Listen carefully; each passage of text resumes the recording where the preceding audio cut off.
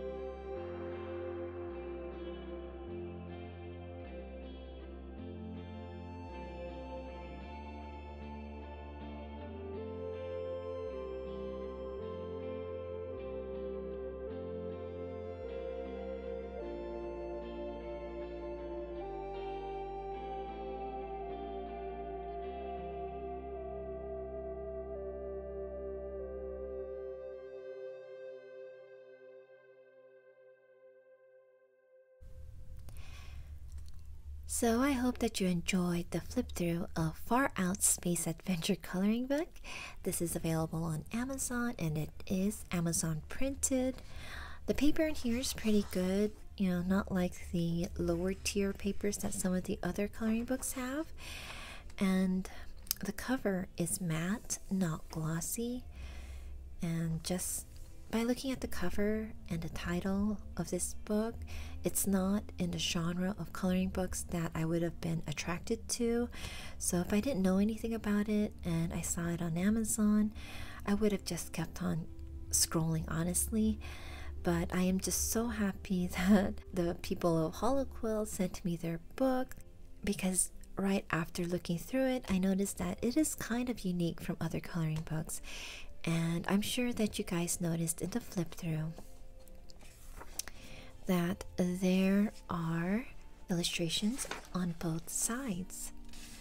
And I know there are a lot of colorists like me who like their coloring books to be single-sided illustrations, but you know, when I looked at the illustrations on both sides of the page, I realized that the front drawing is the same as the back, with some of the areas blacked out, and immediately after realizing that, I thought, you know, this would be so awesome to color in with markers, to see the colors bleed through to the back that's an effect that you can't get with colored pencils. And yeah, so I was so excited to jump in here and color a page.